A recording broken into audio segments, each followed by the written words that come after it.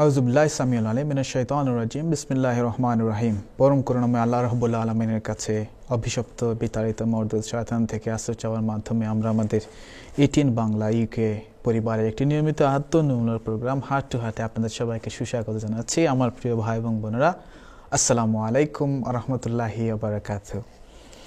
আমরা বিগত বেশ কয়েকটি প্রোগ্রাম যাবত আজকে আমাদের বাবাকে নিয়ে, বাবা শিক্ষা নিয়ে, গুরুর শিক্ষা নিয়ে আজকে আমাদের তৃতীয় প্রোগ্রাম।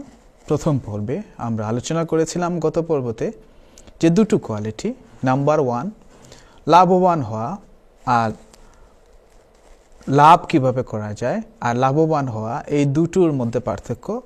দ্বিতীয় আমাদের অপশনটি ছিল, দ্বিতীয় আমাদের শিক্ষাটি ছিল I like everything or everything like me. এই দুটোর মধ্যে পার্থক্য যে আমি যদি বলি এই দুনিয়াটা আমাদেরকে যে শিক্ষাটি দিতে চায় সেই শিক্ষাটি হচ্ছে যে আমি সব কিছু ভালো পাই অথবা আমি কি খারাপ পাই এটি, কিন্তু প্রফেটিক শিক্ষাটি হচ্ছে যে আমাকে যাতে সবাই ভালো পায়, শুধু মানুষ না প্রকৃতিও যাতে আমাকে ভালোবাসে এবং আমার যাতে কি যেন বলে গ্লোবাল ওয়ার্মিংয়ের জন্য, অর্থাৎ দুনিয়া যাতে আমাকে ভালোবাসে, আমার কার্বন ফুটপ্রিন্ট যাতে আমার কম থাকে আর কি, যাতে পৃথিবী বিশ্ব ব্রহ্মাণ্ড সব কিছু যাতে বলতে পারে আই লাভ ইউ। যেভাবে আমাদের নবীকে বলেছিল সমস্ত বিশ্ব প্রকৃতি বলেছিল নবীজি আই লাভ ইউ, একটা পাথরও বলেছিল নবীজি আই লাভ ইউ, একটি গাছও বলেছিল নবীজি আই লাভ ইউ। আল্লাহ রাব্বুল আলামিন এই জন্য বলেছিলেন যে তুমি রাহমাতুল্লিল আলামিন, সমস্ত বিশ্ব জাহানের জন্য এভরিথিং লাভস ইউ। তো আমাদের শিক্ষাটি হচ্ছে, প্রফেটিক শিক্ষাটি হচ্ছে, বাবার শিক্ষাটি হচ্ছে এটি, যাতে সবাই যাতে আপনাকে বলতে পারে যে আপনি যদি যে সংসারে যাবেন সেই সংসারে সবাই যাতে বলতে পারে, আপনার শ্বশুর শাশুড়ি, আপনার দেবর ননদ, আপনি কি ভালো পেলেন কি না পেলেন এটি আমরা শুনতে চাই না। আমরা যাতে শুনতে পারি, যাতে আমাদের হৃদয়টা প্রশান্ত হয় যে না, সংসারে গিয়েছে কাকে আনলাম আমি, যাকে না ভালোবেসে পারা যায় না, কাকে বিয়ে করলাম আমি, যাকে না ভালোবেসে পারা যায় না, শুধু আমি না সব কিছু তাকে ভালোবাসে। যে অনেকের ঘরে গেলে দেখবেন খাবারের মধ্যে অন্যরকম একটা স্বাদ, খাবারটাও বলে আমি তোমাকে ভালোবাসি। যে মায়ের খাবার কেন কখনো খারাপ লাগে না, কারণটা হচ্ছে ভালোবাসি, মাকে ভালোবাসি, এই জন্য মা যা টাচ করবে তা ভালো। যে অনেক সময় যে ধর্মীয় জিনিসের রেফারেন্স চান আর কি, তো মা যে সময় খাবার রান্না করে মায়ের খাবারটা খুব মজা হয়, এবং ওই সময় আপনি কি মাকে জিজ্ঞেস করেন যে আম্মু লবণটা কোত্থেকে কিনেছো, যে আম্মা মাছটা কোথা থেকে কিনেছো, পানি তুমি কতটুকু দিয়েছো, মা কিন্তু বলে দেবে আপনাকে যে আমি লবণ এই জায়গা থেকে কিনেছি, মাছ ওই জায়গা থেকে কিনেছি, ধনেপাতা ওই জায়গা থেকে কিনেছি, মশলা ওই জায়গা থেকে কিনেছি, আপনি কিনুন, যান গিয়ে যে জায়গায় রেফারেন্স দিয়েছে মা ওই দোকান থেকে গিয়ে কিনুন, কিনে মা যেভাবে যে পরিমাণে বলেছে ওই পরিমাণে রান্না করুন, দেখেন টেস্ট সমান হবে না। তো প্রফেটিক শিক্ষাটা যে তাওহীদ তারা যেভাবে শিখিয়েছেন আমাদেরকে, আর আপনি যেভাবে তাওহীদকে শিখেছেন, টেস্ট সমান হবে না। অর্থাৎ আমরা যেটা বলেছি যে আমরা ফলো করব কাকে, আমাদের পথ, আমাদের মাযহাব হচ্ছে রাসূলুল্লাহ সাল্লাল্লাহু আলাইহি ওয়াসাল্লাম, নবীজি কি করেছেন সেটি ইম্পর্টেন্ট। প্রফেটিক যে লেসনটা, তারা আমাদেরকে কোরআন আমাকে কি বলতে চাচ্ছে, কোরআনকে বুঝতে হবে কিন্তু নবীরা এবং সাহাবীরা যেভাবে বুঝেছেন সেভাবে। যে কোরআনের কোনো জায়গায় হয়তো রয়েছে যে মেয়েদেরকে কি করো, স্ত্রীকে একবার বুঝা দেবে, এক সময় একটা অংশে রয়েছে যে মারার কথা, বিট করার কথা। তো এখন যদি বিট করাটাই কোরআনকে ফলো করা হইতো, তাহলে রাসূলুল্লাহ সাল্লাম বাদ দেন, আবু বকর রাদিয়াল্লাহু তাআলা আনহু তো বউ পেটানোতে চ্যাম্পিয়ন হইতেন, ওমর রাদিয়াল্লাহু তাআলা আনহু বউ পেটানোতে উনি রানার্স আপ হইতেন, হযরত আলী রাদিয়াল্লাহু তাআলা আনহু সান্ত্বনা পুরস্কার পাইতেন, হযরত ওসমান রাদিয়াল্লাহু তাআলা আনহু সিলভার মেডেল পাইতেন। কিন্তু হযরত ওসমান রাদিয়াল্লাহু তাআলা আনহু রাসূলুল্লাহ সাল্লাল্লাহু আলাইহি সাল্লামের দুইজন মেয়েকে বিয়ে দিয়েছেন। তাকে জিন্নুরাইন বলা হয়তো, দুইটা আলোর অধিকারীকে বলা হয়তো হযরত ওসমান রাদিয়াল্লাহু, এবং নবীজি ওসমান রাদিয়াল্লাহু তাআলাকে এত ভালোবাসতেন যে বলতেন যে আমার যদি একটার পর একটা মেয়ে থাকতো, আমি একটার পর একটা মেয়েকে আমার উসমানের সাথে বিয়ে দিতাম। মানে কতজন বলতে পারে যে এরা ছিলেন ভালোবাসার মতো। নবীজি বলতেন তোমাকে আমি এত ভালোবাসি উসমান, যে আমরা তো অনেকের যেমন আমাদের শ্বশুর রাখি, আপনি আমার কথা বলি, আপনাদের কথা বলি, সবার কথা বলি, যদি আমাদের শ্বশুররা কি কখনো বলবে যে না আমার একটা মেয়েকে বিয়ে দিয়েছি এই লোকের সাথে, মানে যদি তাকে টাইম মেশিনে ফিরিয়ে নেওয়া হতো সে হয়তো বা ডিসিশনটা উইথড্র করতো যে এই ছেলের সাথে আমি বিয়ে দেবো না আর কি। আমাদের খাইসলতটা কিন্তু ওই রকম অবস্থায় আমাদের চরিত্রটা, আমরা শুধু মুখে মুসলমান, গরু খাওয়া মুসলমান, দাড়িওয়ালা মুসলমান, টুপিওয়ালা, আমাদের দাড়ির চেয়ে কিন্তু শিখদের দাড়ি অনেক লম্বা, আমাদের পাগড়ির চেয়ে কিন্তু শিখদের পাগড়ি আরো অনেক সিরিয়াস তারা। কিন্তু আসলে প্রফেটিক অর্থাৎ নবীরা কিভাবে শিখিয়েছেন তাওহীদকে, নবীরা কিভাবে বুঝেছেন কোরআনকে, আমরা সেভাবে বুঝতে পারছি না, because of liking and disliking.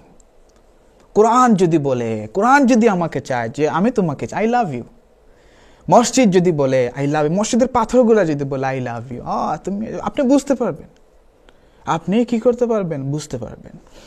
যে নারীদেরকে কিন্তু আমরা অনেক সময় বুঝতে পারি না, কারণ আমাদের সেন্সিটিভিটি, আমাদের তাওহীদটা জায়গায় নেই। তো একবার একটা মানে ছবিতে আকবর যোধাবাই, মানে ছবিতে সে আকবর যোধাবাইয়ের ছবিতে আকবরের সাথে যোধাবাইয়ের বিয়ে হলো, কিন্তু আকবরকে সে গ্রহণ করছিল না। তো আকবর মানে সম্রাট আকবর আর কি, বিয়ের পরে তার শ্বশুর বাড়িতে যেতে হবে, বউ চলে গিয়েছে এর আগে, বউকে আনতে গেলে শ্বশুর বাড়িতে যেতে হয়, শ্বশুর বাড়িতে গেলেন তৃতীয় দিন, এবং যাওয়ার পরে মানে একটা রসম রেওয়াজ, বিভিন্ন জায়গায় বিভিন্ন রসম রেওয়াজ রয়েছে। তো সেই রসমটা হচ্ছে যে দুলা ভাই তুমি চলে এসেছো, মানে শালিকারা আর শালারায় আসলো আর কি। তা দুলা ভাই এখন মানে আপাকে কিন্তু খুঁজে বের করতে হবে, কিভাবে, যে আপার মতো দেখতে, আপার মতো শুনতে, আপার শারীরিক গঠনে এইরকম 100টা মেয়ে তোমার সামনে আসবে, সবার মুখে লম্বা ঘোমটা দেয়া, তাদের মুখ দেখা যাচ্ছে না, কিন্তু চেহারা না, মানে শারীরিক অবয়বটা হইতেছে তাদের আপার মতো। এরকম 100টা মেয়ে আসবে, তুমি তো সম্রাট, তোমার বউকে তুমি কি করতে হবে, চিনে নিতে হবে। আর যদি তুমি চিনতে না পারো তোমার বউকে, তাহলে আজকে তোমাকে গরু ঘরে থাকতে হবে, বউ চিনতে না, রাতটা কাটাতে হবে, তুমি যত বড় সম্রাট হও না কেন, তুমি এখন দুলাভাই। হারিয়ে খাইছে আমারে। এখন তার সামনে চলে আসলো 100টা মহিলা, মানে সবগুলা দেখতে এক কাপড়, এক রকম ওড়না, একরকম, মানে মুখটা ঢাকা, লম্বা ওড়না দিয়ে মুখটা এরকম ঢাকা। এখন তো খুব মুসিবতে বাদশাহ আকবর পড়ে গেলেন যে এখন বুঝবেন কিভাবে। তো বাদশাহ আকবর, সম্রাট আকবর তো সম্রাট, তো মানে তার ব্রেইনটা কিন্তু ওই রকম পর্যায়ে ছিল, এই জন্য তো সম্রাট হতে পেরেছে। তো তিনি আস্তে আস্তে এগিয়ে গেলেন, এবং এগিয়ে গিয়ে মানে তার চোখের কর্নার দিয়ে কিন্তু সবাইকে দেখতে পাচ্ছেন। হঠাৎ একটা মেয়ে, মানে যে ঘুমটাতে তুলবে ওটাই তার বউ হতে হবে, আর যদি বউ না হয় তাহলে গরুর ঘরে আজকে রাতটা কাটাইতে হবে, কালকে তার বউকে নিয়ে চলে যেতে হবে। মানে এটা বিরাট মুসিবত, বহুত বড় একটা বেইজ্জতের কাজ হবে আর কি। আকবর এগিয়ে গেলেন, এবং এগিয়ে গিয়ে যেই একটা মেয়ের মানে ওড়না উনি তুলবেন, মুখটা তুলবেন আর কি, নতুন বউয়ের মুখটা তুলবেন, হঠাৎ দেখা গেল 100টা মেয়ের ভিতরে ওই কর্নারে একটা মেয়ে একটু নড়ে উঠল। বাদশাহ আকবর হাসলেন, এবং আস্তে আস্তে আস্তে তিনি ওই নারীর দিকে এগিয়ে গেলেন এবং তার মুখ তুললেন, এবং উটি ছিল যোধাবাই, তার বউ। মানে সেন্সিটিভিটি, মেয়েদের সেন্সিটিভ, মানে যোধাবাই যেই তার হাজবেন্ড দেখেছেন যে মানে বিপদে পড়ে যাচ্ছেন, তাকে বাদ দিয়ে অন্যের দিকে চলে যাচ্ছেন আর কি, তখন উনি একটু চমকে উঠলেন, এবং এই চমকে ওঠার এই রেসপন্সের অপেক্ষা ছিলেন বাদশাহ আকবর, যে সম্রাট আকবর এই রেসপন্সের, যে আমার বউ আমাকে কোনো মুসিবত দেখলে, আমার বউ আমাকে কোনো মানে তাকে বাদ দিয়ে অন্যের কাছে চলে যাওয়া দেখলে সে অবশ্যই রেসপন্স করবে। এবং উনি এগিয়ে গেলেন এবং তিনি মানে তার বউকে নিয়ে আসলেন এবং তিনি জিতে গেলেন। তখন সবাই জিজ্ঞেস করলো এটি কিভাবে হলো, তখন তারা দুজনের দিকে তাকিয়ে আসলেন এবং হলো হার্ট টু হার্ট রিলেশনশিপ। অর্থাৎ যদি হার্ট আপনার খুলে যায়, তাহলে আপনাকে কখনো কোনো সময় কেউ আপনাকে প্রতারিত করতে পারবে না। আপনি 100টা মেয়ের ভিতরে আপনার বউকে আপনি চিনতে পারবেন, আপনি 100টা শিরকের ভিতরে আপনি আল্লাহকে আপনি চিনতে পারবেন, 100 দুর্ব্যবহারের মাঝেও আপনি ব্যবহারকে চিনতে পারবেন, অসংখ্য খারাপ মানুষের ভিতরে আপনি আলোকিত মানুষকে চিনতে পারবেন, অসংখ্য পথের ভিতরে আপনি জান্নাতের পথটি সুন্দরভাবে আপনি চিনতে পারবেন। কোনো কিছুই আপনাকে ডিসিভ করতে পারবে না, কারণ ওই যে বউ আপনার সে রেসপন্স করবে, ওই যে পথ আপনার সে রেসপন্স করবে। যে কয়েকদিন আগে আমরা কথা বলছিলাম চকলেট নিয়ে, মানে হারাম চকলেট নিয়ে। তো আমার ঘরে আর কি আমার ছোট ভাইয়ের বউ সে কি করতেছে যে ভাইয়া আজকে খাওয়ার পরে জানি কীরকম লাগতেছে, আমি একটা চকলেট খাইলাম আর খাওয়ার পরে আর মানে আমি এটা রেখে দিয়েছে, ভালো লাগতেছে না চকলেটটা। তো আমার তো একটু মানে ফাঁসি চকলেটের ব্যাপারে, আমি চকলেটটা নিয়ে এরপরে দেখলাম, চেক করলাম, ওইটার মধ্যে একটা হারাম নাম্বার ছিল, মানে শুকরের একটা ইনগ্রিডিয়েন্ট ওইটাতে দেয়া ছিল। তো আমি পরে বললাম যে শুকর আলহামদুলিল্লাহ, আল্লাহ তোমাকে এই যে সেন্সিটিভিটিটা দিয়েছেন এটার জন্য আল্লাহর কাছে শুকরিয়া আদায় করে যে তোমার খারাপ লেগেছে। মানে ওইখানে হারাম খাবার ছিল এবং খাওয়ার পরে সে বুঝতে পেরেছে ওইটা রাইট জিনিস না, মানে হার্টটা সেন্সিটিভ হয়ে গেছে। এই যে সেন্সিটিভিটিটা, যে বুঝতে পারা, খাবার আপনার সাথে কথা বলবে, পানি আপনার সাথে কথা বলবে, পথ আপনার সাথে কথা বলবে, টাকা আপনার সাথে কথা বলবে, মানুষ কথা বলার আগে আপনি বুঝতে পারবেন, আপনার স্বামী, আপনার স্ত্রী, আপনি কিছু বলার, আপনার সন্তান কি বলতে চাইতেছ। ইয়াকুব আলাইহিসসালাম কিন্তু ঠিকই বুঝেছিলেন, 9 জন সন্তান এসে বলছে যে ইউসুফকে বাঘে খেয়ে ফেলেছে। ইয়াকুব আলাইহিসসালাম কিন্তু বুঝেছিলেন যে এরা মিথ্যা কথা বলতেছে। সেন্সটা আপনার বেড়ে যাবে, এবং যত এই পারসেপশনটা, এই সমর্পণে অর্থাৎ সালিম হয়ে যাওয়াটা, সমর্পিত হয়ে যাওয়া, যা সারেন্ডার করাটা আল্লাহ রাব্বুল আলামিনের কাছে আপনার যত বেশি হবে, আপনার পঞ্চ ইন্দ্রিয়, ষষ্ঠ ইন্দ্রিয় এগুলা খুলতে শুরু করবে। তো আমরা গত প্রোগ্রাম থেকে দেখছিলাম যে লাইকিং আর ডিসলাইকিংটা, এটাকে আপনি সীমাবদ্ধ করে আপনাকে যাতে মানুষ ভালোবাসে সেটির দিকে কি করা, মনোযোগ নিবদ্ধ করা। এটি হচ্ছে তাওহীদ, লা ইলাহা ইল্লাল্লাহ মুহাম্মদ রাসূলুল্লাহ। তো যখনই আপনি কোনো কিছু ভালোবাসবেন অথবা ভালো না বাসবেন, লাইকিং ও ডিসলাইকিং, আপনি এটাকে এক্সাজারেশন করবেন, আপনি এটা নিয়ে বাড়াবাড়ি করবেন। যেমন কোনো জিনিসকে আপনি ভালোবাসেন, আপনি এটা নিয়ে বাড়াবাড়ি করবেন। আপনি যদি কোনো জিনিসকে ভালো না বাসেন বা কোনো পার্সনকে ভালো না বাসেন, এটা নিয়েও আপনি কিন্তু বাড়াবাড়ি করবেন, মারবেন অথবা টানবেন। ভালোবাসলে টানবেন, ভালো না বাসলে মারবেন, এই দুইটার ভিতরে আপনি থাকবেন, এবং এদেরকে নিয়েই কিন্তু ফাসাদ। যে টানবেন কাকে, আচ্ছা তুমি আমার পথে আসো, আসো আসো আসো, আর মারবেন কাকে, ও তুমি আমার পথে নাই, মারো মারো মারো মারো। ওয়ার্ল্ডের এই সমস্যাগুলা কিন্তু এখন দেখা যাচ্ছে যে এই দুটোর মধ্যে। কিন্তু আপনি যদি এই দুটো থেকে বেরিয়ে তাওহীদের মধ্যে আসেন, ইব্রাহিমী সুন্নাহর মধ্যে আসেন, তাওহীদের মধ্যে আসেন, যে তাওহীদ কিন্তু নবী হযরত আদম আলাইহিস সালাম থেকে নিয়ে মুহাম্মদ সাল্লাল্লাহু আলাইহি সাল্লাম পর্যন্ত কিন্তু এখনো পর্যন্ত তাওহীদের বাণী এক। প্রথম বাণীটি ছিল লা ইলাহা ইল্লাল্লাহ, এন্ড দেন আদম শফিউল্লাহ, এরপরে লা ইলাহা ইল্লাল্লাহ ইব্রাহিম খলিলুল্লাহ, এরপরে লা ইলাহা ইল্লাল্লাহ মুসা কালিমুল্লাহ, এরপরে লা ইলাহা ইল্লাল্লাহ ঈসা রুহুল্লাহ, এবং সর্বশেষ লা ইলাহা ইল্লাল্লাহ মুহাম্মদ রাসূলুল্লাহ। নবীজির ধর্ম ইসলামকে উনি পরিপূর্ণতা দিয়েছেন, নবীজি এটা আবিষ্কার করেন নাই। এটি প্রথমে শুরু হয়েছে আদম থেকে, আপনি পর্যন্ত এটি ধারা পরম্পরায় হার্ট টু হার্ট এটি প্রবাহিত হচ্ছে, হার্ট, হৃদয় থেকে হৃদয় এটি প্রবাহিত হচ্ছে, মাইন্ড টু মাইন্ড নয়। কিন্তু মাইন্ড টু মাইন্ড কোরআন আসেনি, ধর্ম আসেনি। আমরা আগেই বলেছি, মাইন্ড যদি কোনো কিছু, মাকে যদি বুঝতে যান, যদি বলেন মা, আব্বাকে যদি বলেন আব্বা হ্যাঁ তুমি কি আমার বাপ নাকি, চর কয়টা খাবেন আর কি।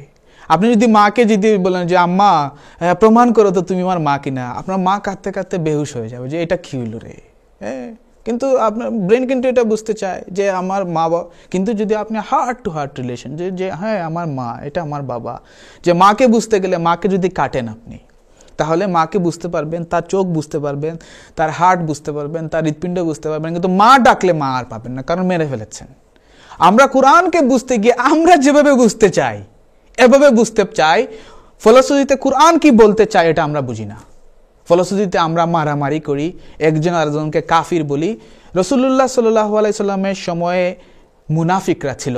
আপনি একজন মানুষ আপনি দেখান যাকে রাসূলুল্লাহ সাল্লাল্লাহু আলাইহি সাল্লাম এবং তার সাহাবীরা মুনাফিক বলে চিহ্নিত করেছেন, ডিক্লারেশন দিয়েছেন যে তুমি মুনাফিক। ডাইরেক্ট রাসূলুল্লাহ সাল্লাল্লাহু আলাইহি সাল্লামের একেবারে পেছনে এসে নামাজ পড়তো আব্দুল্লাহ ইবনে উবাই, একেবারে পিছনে এসে নামাজ পড়তো। কিন্তু কোনোদিন কোনো সাহাবী তাদেরকে মুনাফিক বলেন নাই, সেক্ট তৈরি করেন নাই, বিভেদ সৃষ্টি করেন নাই। মুনাফিকরা বলেছে, আবু জেহেল বলেছে, আবু লাহাব বলেছে, মুহাম্মদ সাল্লাল্লাহু আলাইহি সাল্লাম উই লাভ ইউ। কি চাও তুমি? আল্লাহর ওয়াস্তে তাওহীদটা বলিও না। কি চাও? এত ভালোবাসি তোমাকে, তুমি কি চাও? টাকা চাও? আমরা তোমাকে টাকা দেব। কত টাকা তুমি চাও? নারী চাও? আমরা তোমাকে নারী দেব। ভালোবাসি তোমাকে, নারী দেব। তুমি আমার লিডার হতে চাও? আমি তোমাকে লিডারশিপ দেব। কিন্তু লা ইলাহা ইল্লাল্লাহ এটা বলিও না, বিকজ উই লাভ ইউ। আপনি যদি কাউকে ভালো না বাসেন, আপনি যদি কাউকে হেট করেন, তাকে টাকা দিতে চাইবেন, তার সাথে বিয়ে সম্পর্ক করতে চাইবেন, তাকে আপনার লিডার বানাতে চাইবেন না। মানুষটাকে ভালোবাসা, এত ভালো মানুষ না ভালোবেসে তাকে বলা হয়তো আল আমিন, বলা হয়তো এই কোয়ালিটিগুলো, মানবীয় এই সুপার হিউম্যান কোয়ালিটিগুলোকে কিভাবে প্রফেটরা, নবীরা, রসুলরা এবং বাবা এবং গুরু মুর্শিদরা কিভাবে আমাদের মধ্যে ট্রান্সফার করেছিলেন সেটি নিয়ে আমরা কিন্তু আলোচনা করছি। এবং সেই তাওহীদের সেই বাণীটি লা ইলাহা ইল্লাল্লাহকে আমরা রিয়েলাইজ করার চেষ্টা করছি, আমরা এলাও করতেছি আমাদের হার্টকে এটিকে রিয়েলাইজ করা। Don't try to learn anything from me, I'm transmitter. আমরা রিসিভ করতেছি, আম এ ট্রান্সমিটার। আমি আপনাকে কিছু শিখাইতে যাচ্ছি না, এটি মনে রাখবেন। আমি আপনাদেরকে কিছু শিখাইতে যাচ্ছি না, আপনারা আমার চেয়ে অনেক বেশি জানেন, এটি আমি বিশ্বাস করি। কেন আমাদের জীবনে মিসম্যাচ দূর হয় না? এই যে মুসলমানরা আমরা আজকে কেন আমরা গত প্রোগ্রামে দেখেছিলাম যে তালেবানরা মাইর খেয়েছে, বিকজ আপনারা মেরেছেন, এই জন্য মাইর খাইতেছেন। কাকে মেরেছেন? যাকে ভালোবাসার কথা। নারীদেরকে আপনারা পিটিয়েছেন, সমস্ত বিশ্ব ব্রহ্মাণ্ড মিলে আপনাকে পিটাইছে।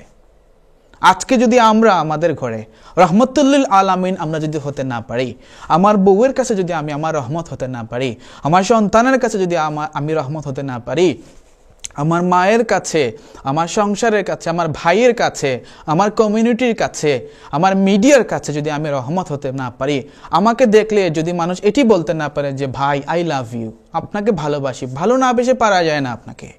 হ্যাঁ, যদি এটি না হয়, আমরা যদি রহমতুল্লিল আলামিন বলতে না পারি, টুমরো আমরা পিঠা খাবো, আমরা মায়ের খাবো, এবং হইতেছেও তাই। আজকে এই পৃথিবীতে কারা বেশি হ্যাবক, কারা বেশি অশান্তি সৃষ্টি করতে? সাধারণ মানুষ, ভালো মানুষ, না তথাকথিত স্মার্ট মানুষ? আজকে পৃথিবীতে কারা বেশি কার্বন ফুটপ্রিন্ট তৈরি করতেছে? আমি, আপনি, যাদেরকে মানে স্মার্ট মানুষ বলা হয়, যাদেরকে আধুনিক মানুষ বলা হয়, যাদেরকে শিক্ষা দীক্ষা মানি মানুষ বলা হয়, নাকি ওই গ্রামের কৃষকটা যে যার কার্বন ফুটপ্রিন্ট নিয়ারলি জিরো? কে দায়ী? সবচেয়ে চালাক, সবচেয়ে বুদ্ধিমান, সবচেয়ে সফিস্টিকেটেড, সবচেয়ে স্মার্ট মানুষগুলাই আজকে কিন্তু প্রকৃতির সবচেয়ে বড় ক্ষতি করতেছে যাদেরকে। এবং আপনারা দেখেন, যারা মুসলমান নামধারী, মানে যারা নিজেদের রিলিজিয়নকে, নিজেদের অপিনিয়নকে বলেছে we have got the best opinion, তারাই কিন্তু আজকে অন্যদের উপরে নিজেদের অপিনিয়ন চাপাইতে গিয়ে আজকে তারা নিজেরা মায়ের খাইতেছে, আমাদেরকে মায়ের খাওয়ার, সাধারণ মানুষদেরকেও মায়ের খাওয়ার ব্যবস্থা তৈরি করতেছে। কেন? কারণটা হচ্ছে আমরা সময়ে সময়ে সুবিধাবাদ জিন্দাবাদে গেছি। সময়ে সময়ে আমার সুবিধা অনুযায়ী আমি আমার জীবনকে, আমি আমার রিলিজিয়নকে পরিবর্তন করেছি। কিভাবে? ছোট্ট একটি গল্প বললে ব্যাপারটি আপনাদের কাছে পরিষ্কার হয়ে যাবে। কিন্তু গল্প বলার আগে আমাদের ছোট্ট একটি বিরতিতে যেতে হবে। বিরতির সময় হয়ে, বিরতির পর আবার ফিরে আসছি। তখন আবার আমরা আমাদের গল্পতে চলে যাবো। আমাদের সাথেই থাকুন, ইনশাল্লাহ ফিরে আসছি ছোট্ট একটি বিরতির পর। আসসালামু আলাইকুম ওয়া রাহমাতুল্লাহি ওয়া বারাকাতুহু।